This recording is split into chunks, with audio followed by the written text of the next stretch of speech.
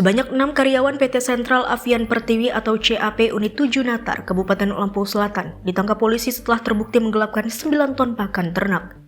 Aksi mereka menyebabkan perusahaan mengalami kerugian hingga mencapai 117 juta rupiah. Kapolres Lampung Selatan AKBP Yusriandi Yusrin dalam konferensi pers yang digelar di Mapolres setempat pada Senin 16 Juni 2025 menjelaskan bahwa tindak pidana penipuan dan penggelapan itu terjadi pada Kamis 17 Oktober 2024 sekitar pukul 11 waktu Indonesia Barat.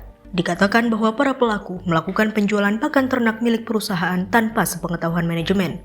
Modus operandinya adalah mengalihkan rute pengiriman pakan ternak yang seharusnya dikirim dari PT Harun Pokpan Indonesia ke PT CAP Unit 7 Natar. 6 orang tersangka telah ditahan dalam kasus ini. Mereka masing-masing berinisial DFS, SAN, WW, M, FPM, dan BS.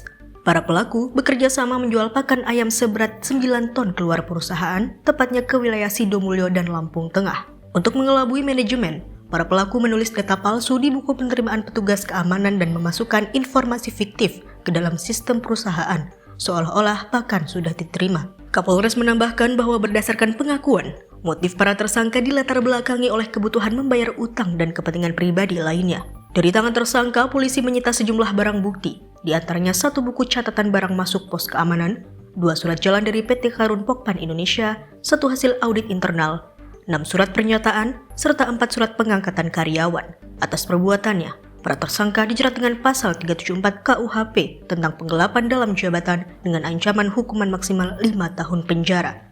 Kasus penipuan penggelapan yang terjadi di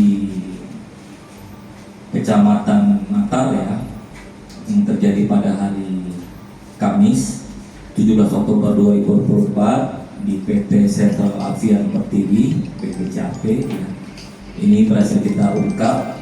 Ini modus operandinya, pelaku ini melakukan penjualan pakan ternak PT CAP tanpa sepengetahuan dari pihak perusahaan sehingga perusahaan merugi akibat dari perbuatan para tersangka.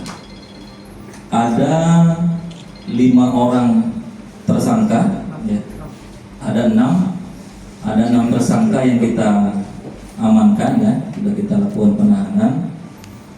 Ini ada inisialnya DFS, kemudian SAN, WW, M, FFM, kemudian ada BS.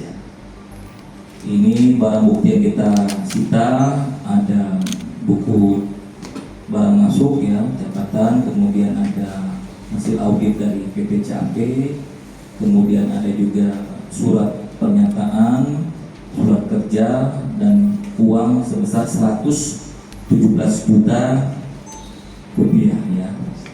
Untuk para tersangka ini kita kenakan pasal 374 KUH pidana dengan ancaman pidana 5 tahun penjara. Dari Lampung Selatan, Handika, Tim Kupas TV melaporkan.